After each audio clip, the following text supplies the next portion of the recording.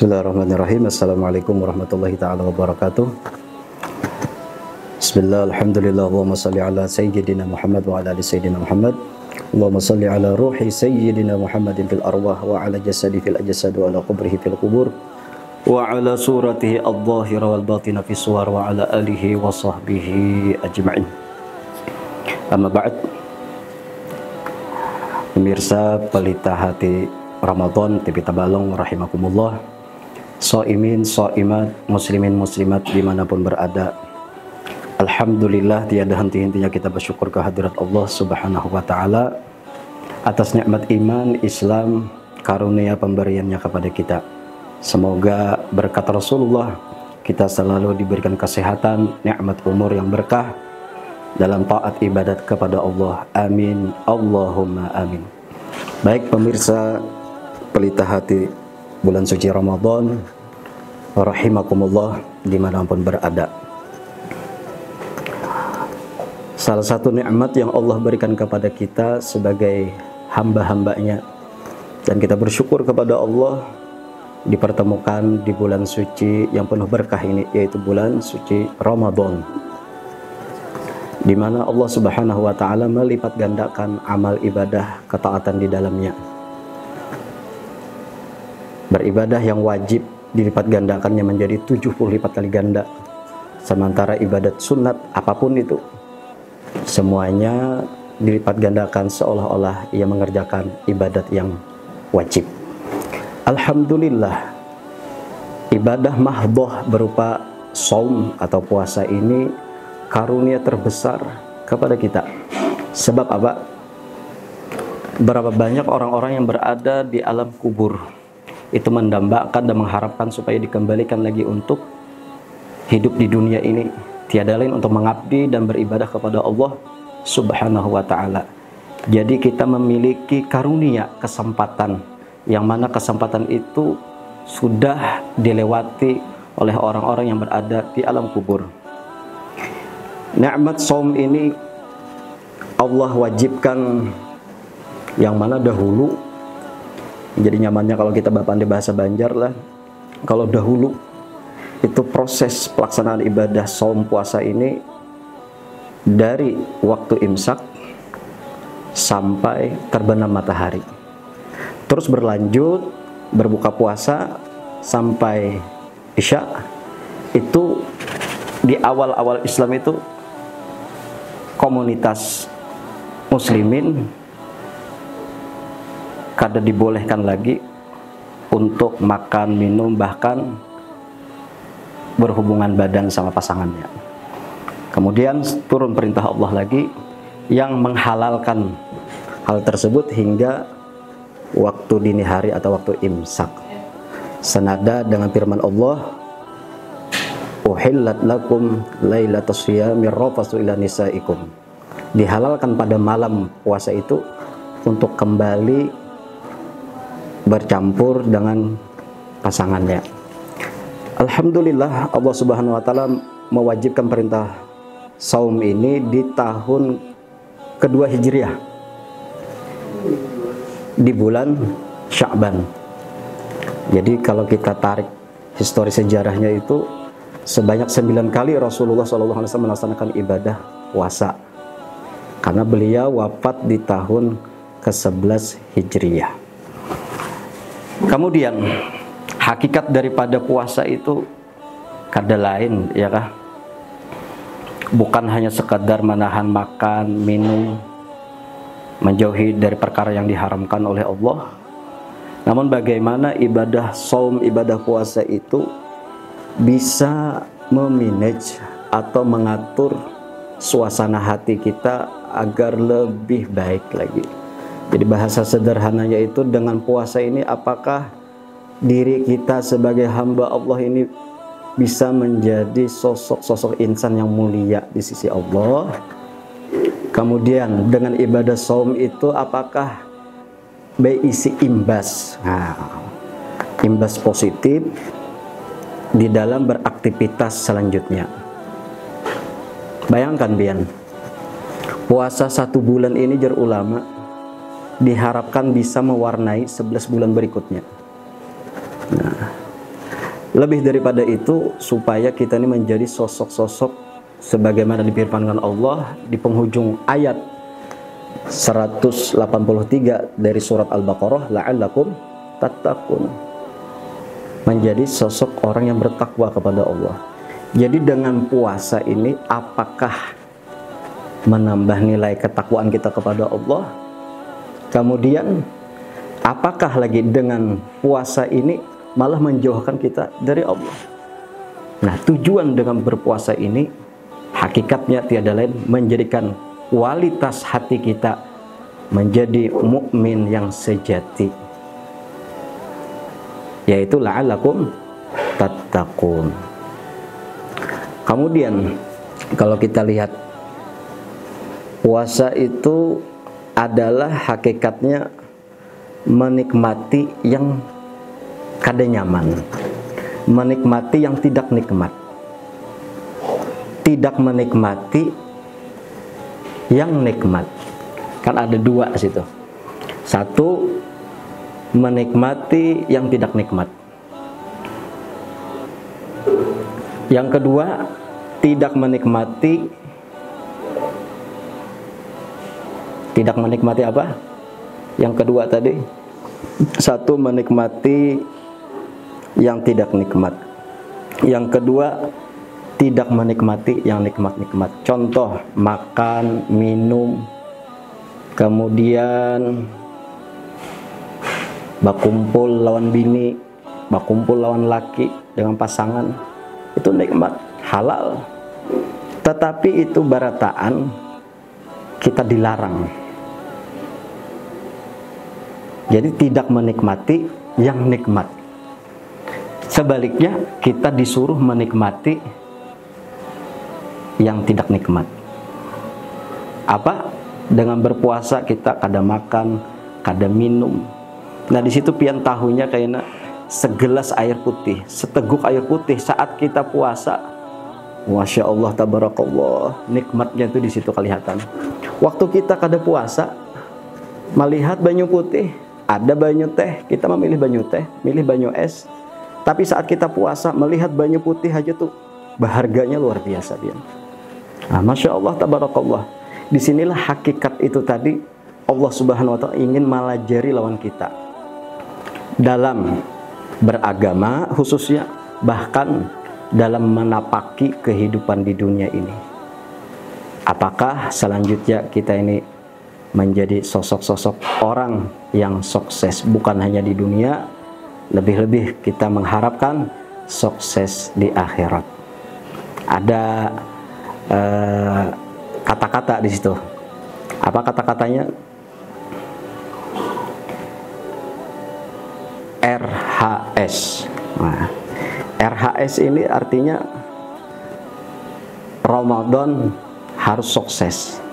Ya, RHS, Ramadan harus membawa diri kita ini sukses yang bermutu di sisi Allah Subhanahu wa Ta'ala. Nah, di dalam kitab Maulana Syekh Muhammad Arsyad bin Abdullah Al-Banjari, yaitu lebih tepatnya dalam kitab Sabilal Muhtadin, itu dijelaskan apapun ibadahnya, apapun amaliyah yang diperbuat, harus mencukupi syarat-syaratnya, rukun-rukunnya, mengetahui hal yang memakruhkannya, bahkan yang membatalkan, supaya amal ibadah kita itu bernilai sah secara fikih, yang pertama.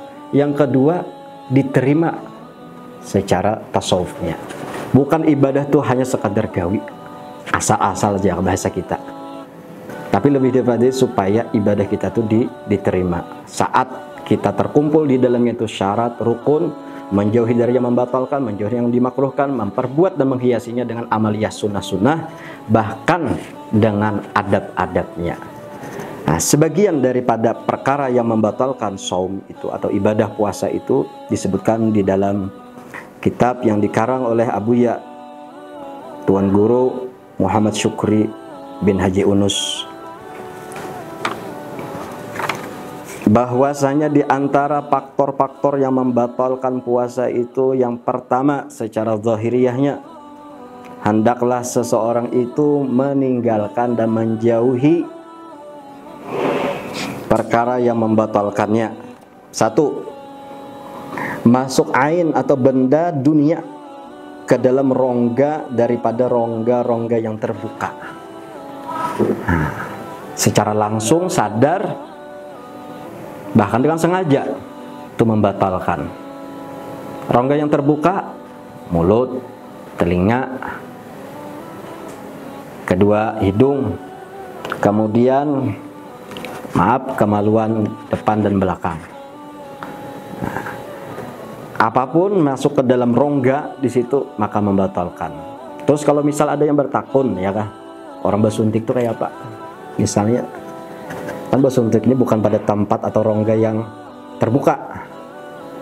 Nah, disebutkan dalam kitab Fathul Qorib itu, kalau bersuntik, ya kan, yaitu memasukkan apapun jenisnya, berobat misalnya kan, bisa membatalkan, bisa kada. Yang membatalkan ini ketika yang dimasukkan tadi lewat media suntikan itu masuk ke dalam rongga, apalagi sampai ke ranah rongga bagian bawah kita, perut kita, itu membatalkan. Tapi kalau kada sampai ke dalam rongga maka kada membatalkan. Di antaranya lagi bersengaja muntah, itu pun membatalkan juga. Maka disinilah kita sebagai umat Islam diajari dari awal, tadi sudah kita mengacu kepada apa yang tertuang dalam kitabnya Datuk Kalampayan kan, yang wajibnya sempurna, yang sunnahnya dikerjakan, dan menjauhi yang membatalkannya, serta menghiasi amal kesolehan tadi dengan adab-adabnya itu. Kalau niat mungkin sebartan tahu sudah niatnya puasa wajib di malam hari kan. Nah, kalau wadah kita ini biasanya alhamdulillah sesudah tarawehan dilajari oleh imam berniat berjamaah. Nah, alhamdulillah. Lebih daripada itu, kalau hendak ada nilai plusnya juga, kita gandengkan niat kita itu saat berpuasa sebagaimana niatnya Rasulullah. Itu kata guru ulun, orang yang berniat apapun ibadahnya, niat-niat yang baik maksudnya lah, ketika disandingkan, disandarkan dengan mutabaah kepada Rasulullah SAW, maka ibadahnya itu akan bernilai dan berlipat-lipat ganda hingga jutaan kali pahalanya. Misal, ya Allah, ulun berpuasa ini sebagaimana puasanya Rasulullah. Ya Allah, ulun membaca tadarus Al-Quran ini sebagaimana Rasulullah. Ya Allah, ulun bersedekah ini sebagaimana Rasulullah. Ulun berzikir, bertasbih, beristighfar sebagaimana Rasulullah. Maka hal demikian membukakan pintu berjuta-juta lipat kali ganda yang Allah berikan kepada seseorang saat ia mengingat keluhuran Rasulullah SAW, menghadirkan Rasulullah di dalam amaliyahnya. Kita lanjutkan, masih ada sedikit lagi, yaitu di antara yang membatalkannya lagi berhubungan badan suami istri dengan sengaja. Nah, kalau kada sengaja kan kada membatalkan, tapi ilustrasinya ini kayak apa kalau kada sengaja? Tapi itulah indahnya fikih, luasnya fikih itu. Nah, kemudian saat orang hilang akal, baik gila, gila pitam sepanjang harinya, makan dengan sengaja sadar itu membatalkan, minum dengan sadar membatalkan. Begitu pula perempuan saat kedatangan haid kemudian melahirkan pun membatalkan. Itu beberapa hal yang membatalkan secara fikih. Namun ada kata ulama yang membatalkan amal pahalanya. Nah, ini salah satu bentuk apa? Sambungan dari hakikat orang yang sedang saum atau berpuasa itu. Disebutkan dalam kitab sini, ada beberapa hal yang menyebabkan hilangnya amal ibadah orang itu. Jika bahasa kita, jika dimisalkan itulah orang ini susah payah ngambil air di sungai lawan ember. Nah, susah payah. Tahu-taunya dibawa ke rumah, sampai ke rumah kosong, nehel, kada ada banyunya. Nah, diperiksa sekalinya embernya tadi bocor. Pada susah payah tuh ambil ke sungai. Tapi hasilnya ketika sampai di rumah kosong. Nah, kayak itu juga. Jangan sampai kata Rasulullah SAW, kam min shaimin laisa lahu min siyamihi illa al-ju' wal atas. Berapa banyak orang yang puasa. Ada riwayat lagi, kam min qiyamin laisa lahu min qiyamih. Berapa banyak orang qiyam, bangun malam, ibadah di malam hari, siangnya puasa, tapi hasil akhirnya nol. Puasa. Nah, kan puasa itu sifatnya kada kasat mata, kada kelihatan. Siapa tahu, iya kah? Bersahurnya misalnya nasi, lawan iwak lamongan misalnya, sekalinya jam 10-an muntah orangnya, nangkal tak keluar mie. Jadi kiam bini, apabila makan mie abah mau. Nah, karena itu kada kasat mata, kada kelihatan. Oleh sebab itu ujar Allah Ta'ala, aku sendiri, zatku seorang tuh nama membalas akan orang yang berpuasa. Hubungannya langsung sama aku, kata Allah. Nah, apa faktor yang menyebabkan orang tuh hilang pahala puasanya? Hanya susah dan payah, dahaga yang didapatkannya, lapar dan haus. Waliyazubillah, ini mudahan kita terpelihara, jangan mendapatkan, dan ini sudah informasi ini sudah diberitakan oleh Rasulullah dalam sebuah redaksi hadis, di mana Rasulullah mengatakan khamsun yufattirna shaim. Ada beberapa hal yang menyebabkan batal pahala orang tersebut. Di antaranya, yang pertama adalah ketika orang itu berdusta. Nah, jadi berdusta ini jangan dibiasakan juga, walaupun bujur.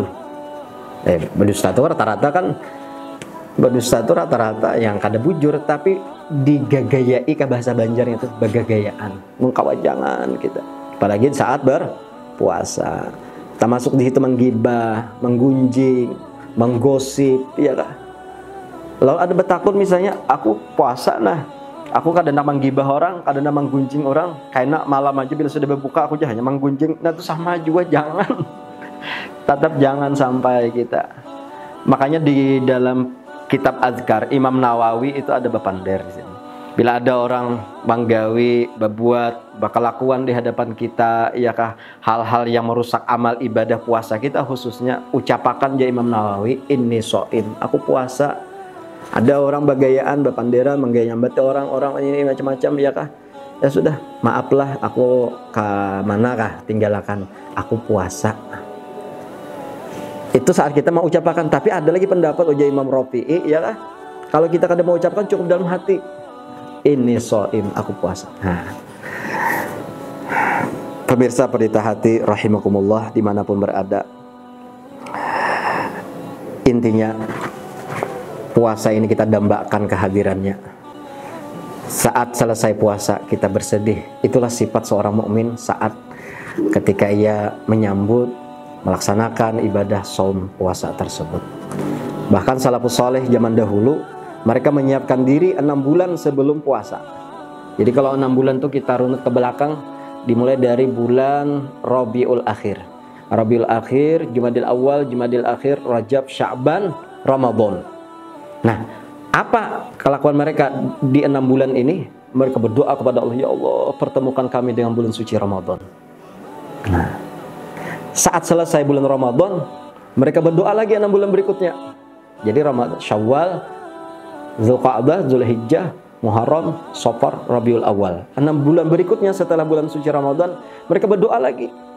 Apa doa mereka? Ya Allah, terimakan ibadah saum kami di bulan yang lalu, 1 bulan yang lalu. Nah, itulah hal ehwal salafun saleh. Sehingga Imam Ibnu Hajar Al-Haytami dengan tegas beliau mengatakan, orang-orang yang menginginkan cepat berlalu bulan suci Ramadan ini, orang-orang yang ingin cepat selesai bulan Ramadan, apa gerang puasa itu jinya malapahi banarai. Nah, orang-orang demikian hukumnya berdosa besar, kata sini. Nah, mudah-mudahan kita kada termasuk golongan itu tadi. Mudahan bulan suci Ramadan yang saat ini kita berada di dalamnya ya akan memberi keberkahan, nuansa yang indah untuk sisa-sisa hidup kita selanjutnya. Mungkin itu aja yang dapat kami sampaikan. Terima kasih. Wallahul muwaffiq ila aqwamit thoriq. Wassalamualaikum warahmatullahi wabarakatuh.